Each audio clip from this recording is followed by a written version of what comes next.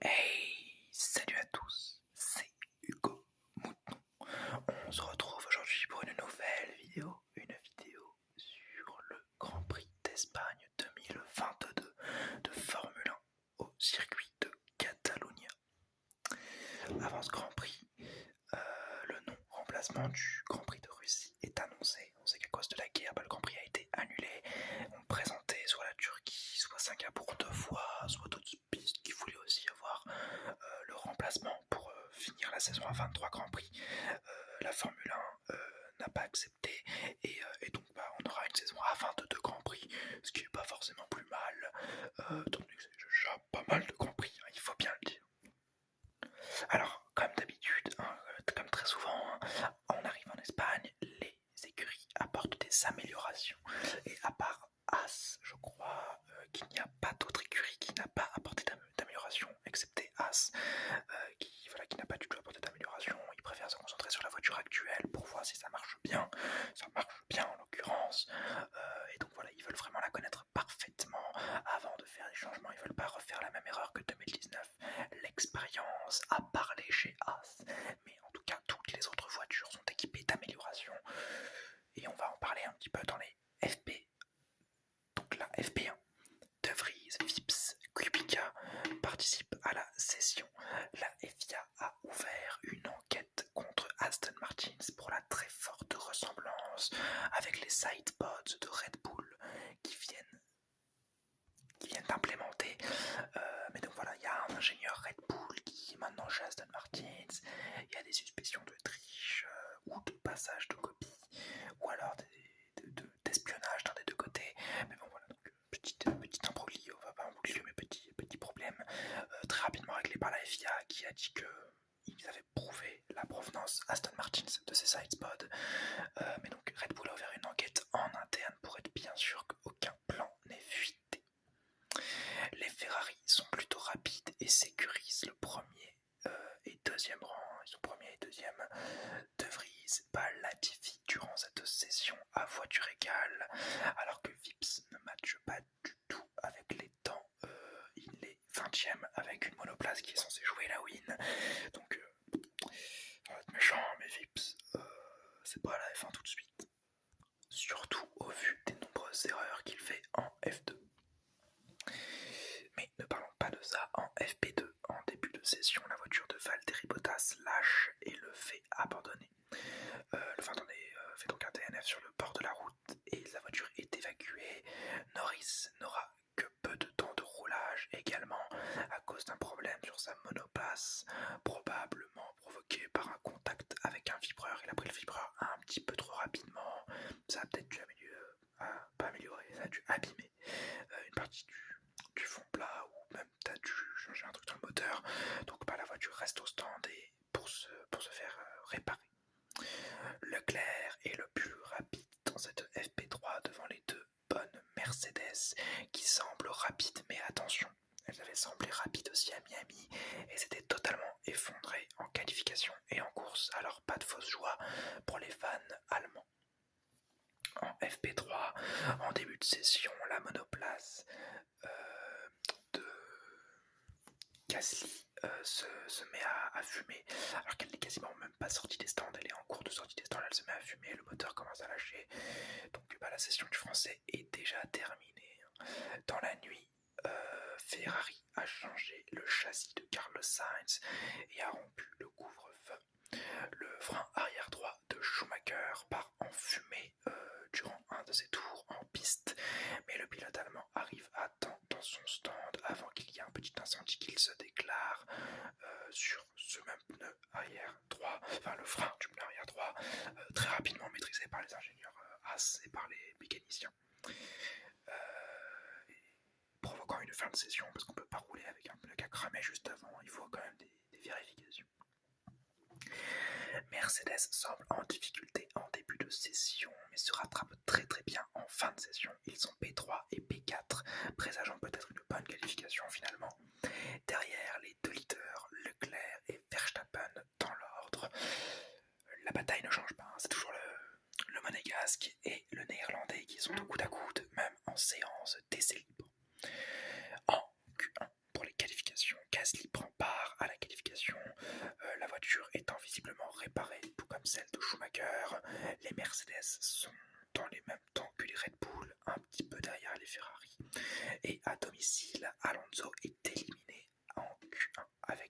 Vettel, Stroll, Albon et Latifi. Très dommage pour le pilote espagnol qui est très déçu d'être éliminé en Q1, mais c'est une erreur de Alpine qui vaut cette élimination. Sinon, il aurait eu, à mon avis, les armes pour passer en Q2. En Q2, justement, Joe, Ocon, Tsunoda, Norris et Gasly sortent de cette Q2. Schumacher est sauvé par le temps de Norris qui est annulé pour track limite devant. Les Mercedes sont très performantes, toujours derrière les Ferrari et les Red Bull qui se battent au coude à coude désormais.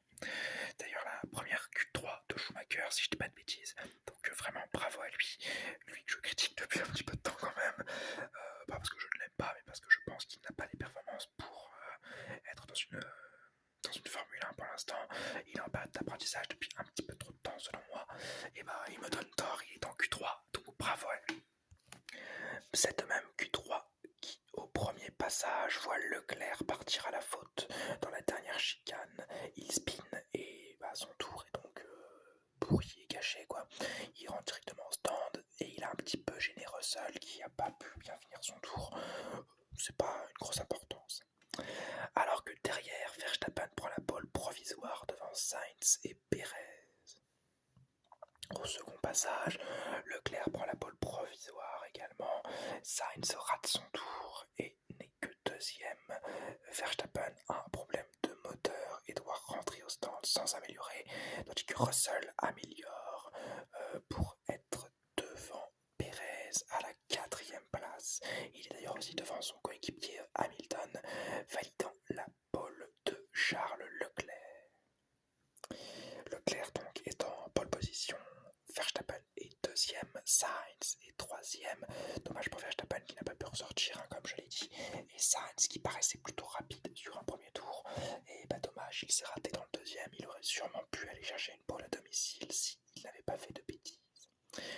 Russell est 4e, Perez est 5e, Hamilton est 6e, Bottas est 7e, Magnussen est 8e, Ricciardo est 9e, Schumacher est 10e, Norris 11e, Ocon est 12e, Tsunoda 13e, Gasly est 14e, Joe est 15e, Vettel est 16e, Stroll 17e, Albon 18e, Latifi 19e et Alonso 20e. Il partira dernier, déjà qu'il a été éliminé en Q1. Alpine a trouvé bon de changer tout le moteur, donc il prend toutes les places de pénalité possibles pour avoir un moteur tout neuf et pour pouvoir partir le lendemain avec un moteur performant et ne pas être pénalisé parce que il était déjà pénalisé lui-même à cause de cette qualification. La course, c'est un bon départ de Charles Leclerc. Malheureusement, c'est un départ manqué pour Carlos Sainz. Juste derrière lui, Hamilton et Magnussen se touchent et le Danois part dans le bac à gravier alors que Hamilton crève son pneu devant. Alors il doit passer dans les stands et repartir avant-dernier. Magnussen est lui totalement dernier, mais il reprendra également la piste. À la fin du premier tour, Leclerc est premier devant Verstappen et Russell. Sainz n'est que 5e, il a totalement raté son départ, donc déjà il a eu une mauvaise impulsion. Verstappen a bien refermé sur lui. Perez est passé et Russell en a même profité parce que Perez a un petit peu bloqué le pilote espagnol. Tour 5, Ocon passe Ricciardo au même endroit que Schumacher un tour plus tard. Tandis qu'au tour 7, Alonso fait lever la foule en dépassant Vettel au premier virage. Au même tour, Sainz sort dans le bac à gravier en spinant bêtement et ressort 11e. Il peut quand même reprendre la piste en mettant un peu de gravier sur cette dernière, mais donc encore une erreur pour Carlos Sainz qui n'en a visiblement pas fini. Tour 9, c'est Verstappen qui part à la faute dans le même bac à gravier que Carlos Sainz, mais peut quand même reprendre la piste. Il repartira 4e derrière Perez, laissant un Leclerc royal en tête. Tour 10, Russell et Perez se battent dans le freinage du premier virage depuis plusieurs tours et au tour 11, Sainz s'arrête comme Alonso, Gasly et Joe qui remplacent tous leurs gommes soft pour des gommes medium. Alors que Perez donne sa 3e position à Verstappen en pitant également je crois. Tour 12, Tsunoda, Ricciardo, Albon pit alors que Russell se plaint de surchauffe sur sa monoplace et son moteur, alors que Verstappen souffre lui de problèmes d'ouverture de DRS. Il ne peut donc pas attaquer le Britannique.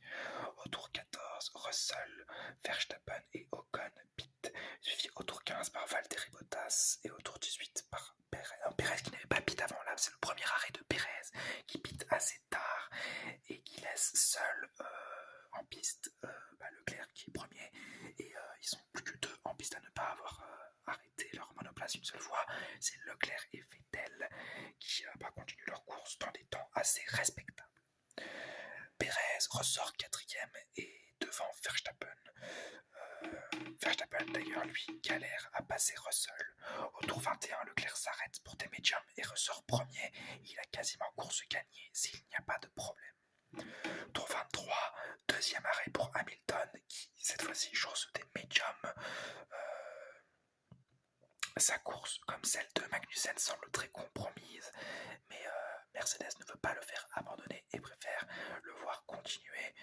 Peut-être qu'une remontée est possible. Tour 24, Verstappen passe Russell au DRS. Il le dépasse dans le premier virage, mais le Britannique amène tellement de vitesse qu'il repasse au deuxième virage sur Verstappen en tassant légèrement le Néerlandais à la sortie du virage 3. Fair racing, très très bien joué de sa part. Et bravo à Russell, parce que tour 27, Leclerc est au ralenti sur la piste et perd une victoire facile sur un problème mécanique. Premier DNF de la saison pour Charles Leclerc. Russell est donc premier devant Verstappen. Derrière, Gasly et Stroll se touchent et le Canadien spin. C'est une erreur du français et du Canadien. Voilà, les deux ont fait l'erreur. Gasly pousse peut-être un petit peu trop Stroll. Stroll ne prend pas l'échappatoire et se bute à vouloir continuer la course. C'est pour ça qu'il part en spin. La faute est partagée et Gasly prendra 5 secondes de pénalité malheureusement. Au tour 29, Verstappen pite pour des softs, laissant la deuxième place à Sergio Perez, étant donné qu'il n'arrive pas à dépasser Russell. Tour 31, Perez passe enfin le bouchon Russell et prend la première place. Et un peu plus tôt dans la course, Joe a abandonné sur un problème moteur. Bottas est lui dépassé d'une superbe manière par Verstappen à l'extérieur du virage 4. Au tour 32, la dernière Ferrari pite en ressortant 8ème. Sainz porte donc tous les espoirs des rouges. Tour 34, Alonso passe Tsunoda au premier virage pour rentrer dans les points. Il partait dernier, c'est une très belle remontée de l'Espagnol. Au tour 35, Bottas pite pour la deuxième fois et ressort 5ème devant Sainz. Au tour 37, c'est Russell qui s'arrête juste après que Verstappen ait fait la jonction et il ressort 3ème. Tour 38, Perez pite pour la deuxième fois et la dernière normalement et ressort 2ème. Il vient quasiment d'assurer le 1-2 Red Bull qui a été recherché par l'écurie autrichienne. Tour 44, Verstappen s'arrête pour la dernière fois et pour mettre des médiums. Russell, lui, n'est qu'à une seconde de Verstappen, mais le Néerlandais s'échappe devant le Britannique à la sortie de ses stands. Russell doit donc se concentrer sur la conservation de son podium. Tour 46, troisième arrêt pour Carlos Sainz, il ressortira 7ème. La course est visiblement très compliquée pour l'Espagnol à domicile. Tour 49, Perez laisse passer Verstappen pour la première place, tandis que Hamilton pite une fois de plus. Et tour 51 dépasse Ocon. Tour 52, Russell s'arrête encore une fois, laissant la place à Bottas, la troisième place, mais en le repassant au tour 54, étant donné que les pneus sont plus frais et que la monoplace Alfa Romeo commence un peu à galérer dans cette fin de Grand Prix. Suivi en fin de tour par un arrêt de Sergio Perez qui est sur le 1-2 définitif car il ressort 10 secondes devant Russell et a donc totalement assuré la course à moins d'un ennui mécanique. Mais bon, vu ce qu'on a vu au tour 27, ne disons plus jamais, étant donné que les accidents mécaniques, même Ferrari peut en être victime. Au tour 56 et 57, Schumacher perd ses premiers points en F1 au profit de Alonso puis de Tsunoda. Au tour 58, Sainz Sainz passe Bottas, suivi de Hamilton. 2 virages plus loin, le Finlandais est décidément un peu dans le mal, alors qu'il avait une monoplace qui a joué pendant quasiment tout le Grand Prix la 4e place. C'est quand même plutôt décevant.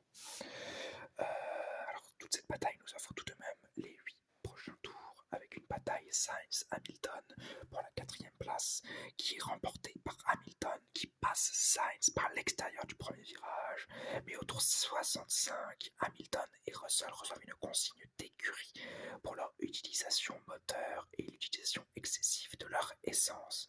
Ils ont utilisé un petit peu trop d'essence, et pour avoir le litre réglementaire en fin de course, ils doivent passer sur un mode moteur beaucoup plus bas. L'essence Sainz repassait pour Hamilton au tour 65 donc, et Russell ralentir le rythme. Bon, il jouait plus grand chose, hein, Russell, donc c'est pas extrêmement grave, mais il y a quand même cette petite peur de disqualification si le 1 litre n'est pas respecté à la fin du Grand Prix. Au tour 66, Verstappen remporte sa 3e victoire d'affilée cette saison devant Pérez et un Russell très chanceux de l'abandon de Leclerc et de cette petite bévue du stand Mercedes avec l'essence qui au final ne lui aura pas coûté sa 3e place. Je vais vous donner la grille d'arrivée. Donc Verstappen est premier, Pérez est 2e, Russell est 3e, Sainz est 4e, Hamilton est 5e, Bottas est 6e, Ocon est 7e, Norris est 8e, Alonso est 9e, Tsunoda est 10e, Vettel 11e, Ricciardo 12e, Gasly 13e, Schumacher 14e, Stroll 15e, Latifi 16e, Magnussen est 17e, Albon 18e, Zhou est 19e, DNF et Leclerc malheureusement 20e DNF. Les enseignements de cette course, un Verstappen très chanceux. Il faut comprendre un spin en début de course, un DRS défectueux et une victoire tout de même très bien aidé par le fait que Pérez est très obéissant. Il a signé le contrat pour ça. Il sait qu'il est pilote numéro 2. Il sait que s'il n'y a plus rien à jouer, c'est toujours Verstappen qu'on mettra devant. Donc, il s'en est plaint bien évidemment à la radio, mais il le savait. Il sait que Verstappen est favorisé dans l'écurie. Et donc il a très bien joué son rôle de numéro 2. Encore bravo à lui. Il aurait mérité cette victoire, bien évidemment. La victoire d'ailleurs lui revenait de droit si Verstappen n'avait pas eu de consigne d'équipe, parce qu'au second arrêt, il aurait pu peut-être le rattraper, surtout que Verstappen avait un DRS défectueux. C'est pas exceptionnel pour se battre avec un autre pilote. Donc voilà. Après, faut pas faire démériter Verstappen non plus, qui a fait une très belle remontée, qui aura à mon avis pu quand même résister à Pérez. Mais les consignes d'écurie sont de retour chez Red Bull. Et pour le plus grand bien de Verstappen, pour le plus grand malheur Pérez, et le plus grand malheur des fans de Ferrari, qui voient Leclerc, qui était le meilleur ce week-end, hein, sans aucune hésitation, un Leclerc sans fiabilité, perdre la tête du championnat du monde qu'il occupait au profit donc de Verstappen, tandis que Sainz est plutôt brouillon et n'aura que rattrapé partiellement son erreur de début de Grand Prix et l'abandon de Charles Leclerc avec une 4e place chanceuse, puisque si Hamilton n'a pas son problème, il est fini 5e. Mais bon, on attend mieux de Carlos Sainz. On n'a plus envie qu'il fasse de petites erreurs comme il en a faites. On espère qu'il se relèvera, parce que c'est vraiment depuis qu'il a signé son nouveau contrat de 2 ans qu'il commence à faire 2-3 bêtises, donc c'est plutôt dérangeant en tant que fan de Ferrari. Également en tête, le retour des Mercedes avec un Russell très chanceux qui finit 3e. Chanceux mais également talentueux, il a bien joué toute sa course. Il profite de l'abandon de Leclerc et de la méforme de Sainz pour gagner son 2e podium, si je dis pas de bêtises, avec Mercedes. Très mérité ce petit podium, donc vraiment bravo à lui. Tandis que Hamilton a l'air saoulé, hein. Après l'accident de Magnussen, bon, vous avez dû voir ça, mais il prend la radio et il va dire à son team ingénieur: les mecs, on devrait abandonner la course avec cette voiture que j'ai là. Au final, il finit 5e. Bien heureusement que Mercedes l'a pas fait abandonner, hein. Mais on a l'impression qu'il y a une petite lassitude qui s'installe pour le champion du monde. Donc voilà, on espère que ça se calmera pour Hamilton et qu'il réussira à trouver un peu de motivation qu'il a d'ailleurs retrouvée à la fin de la course lors des remerciements. Mais bon, il y a un petit manque d'envie, on a l'impression. En même temps, c'est normal, il n'est plus premier comme avant. On peut comprendre pas son désarroi, mais on pourra dire sa déception. Alors, ensuite parlons de Bottas, qui est extrêmement bon dans cette saison. Je l'avais dit que Bottas serait bon Alfa Romeo, parce que Bottas est un bon pilote de base, il a juste été mauvais dans la Mercedes qui n'était peut-être pas faite pour lui. Et encore, il avait quand même des bons résultats. Et donc voilà, on a un très très bon Bottas qui mérite totalement sa place de best of the rest aujourd'hui. Ocon et Alonso sont solides. Alors le petit français, il finit 7ème, des gros points dans l'escarcelle, et avec une qualification pas mauvaise en soi. Alonso lui fait un last tout 9ème place, il a très très bien roulé, il a une bonne stratégie en course, pas en qualification, mais c'était très plaisant à regarder, vraiment bravo à Fernando. Joe, ou la poisse incarnée, vraiment, c'est pas possible. Deuxième abandon coup sur coup, le pauvre Joe qui a un talent indéniable, on peut pas le cacher là, il est pas mauvais en qualification, il fait dans les temps, alors c'est pas Bottas bien évidemment, mais il y a des trucs quand même. Bon, il a une bonne monoplace également, mais visiblement la poisse ne fait que l'accabler, et je commence à avoir peur pour lui, pour sa place en F1 l'an prochain. Bon, en même temps, s'il n'est pas en F1 l'an prochain, c'est Théo Pourchaire qui prend la place, ça, quasiment coup sûr, donc ça m'irait aussi. Mais Joe a l'air plutôt sympathique, et je préférerais voir un peu ses réelles performances que le voir abandonner ou avoir des problèmes d'embrayage au départ. Ensuite, Gasly et Schumacher sont en grosse difficulté dans ce début de saison. Gasly est totalement perdu, il ne prend pas la mesure de cette voiture et il est battu par Yuki Tsunoda pour la 2e ou 3e fois de l'année. Et Schumacher rate encore les points, c'est très dommage. Bon, alors Gasly c'est à chaque fois parce qu'il y a une touchette, parce qu'il y a un truc, parce que voilà, il y a quelqu'un qui lui empêche de gagner sa course. Schumacher c'est vraiment incompréhensible, c'est des erreurs de pilotage du pilote lui-même, qui pourtant fait une bonne qualification, hein, et qui en course s'effondre. Alors on pourra peut-être aussi remettre ça sur le risque, enfin pas le risque, mais sur la responsabilité des As. On a vu Magnussen finir 17ème, donc on peut pas dire que les As étaient bonnes ce week-end, mais il y a quand même un truc à faire, et qu'il va falloir vite faire pour Schumacher s'il veut pas avoir un petit problème avec As, ou avec la F1 en général. Les Ferrari ont du mal avec le show et surtout le moteur. Abandon de Leclerc, abandon de Bagnojo, bon, un peu dommage quand même, hein. Et le Mercedes a l'air de s'améliorer. Bah oui, hein, Hamilton et Russell qui font un très bon résultat. La voiture a gagné des km/h. Vraiment bravo à Mercedes qui, comme d'habitude, se relève de ces petites difficultés. Et donc on ne peut que leur souhaiter de bonheur, sauf s'ils dépassent Ferrari. Et là je continuerai, alors que c'est comme je l'ai fait sur les 3 dernières années.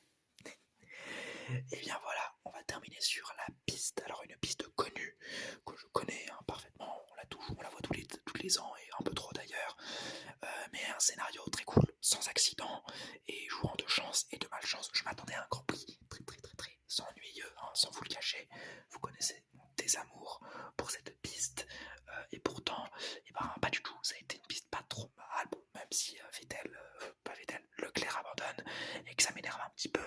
J'ai beaucoup aimé les résultats, pas d'accident majeur pour relancer une course, un incident moteur, donc c'est pas trop mal, des dépassements, un petit peu de travail, j'aime beaucoup ça, donc vraiment je vais mettre un petit 14 à ce Grand Prix qui m'aura énormément plu, pas au level bien évidemment de grosses courses qu'on aura plus tard dans la saison, hein, mais j'ai pas mal aimé ce Grand Prix, donc vraiment un petit 14 mérité. Et bien voilà, c'est la fin de cette vidéo, cette longue vidéo, 23 minutes de vidéo. J'espère que vous aimez les vidéos longues. Vas-y, on va refaire un nouveau petit défi parce que j'avais vu qu'il y avait des gens qui l'avaient fait la dernière fois. Cette fois-ci, mettez-moi un petit point rouge en honneur de Ferrari. Si vous êtes encore là à ce moment de la vidéo, ça m'intéresse de voir ça, parce que l'outil YouTube il est bon, mais l'échantillon est trop bas pour que je comprenne un petit peu, donc essayez de me montrer tout ça.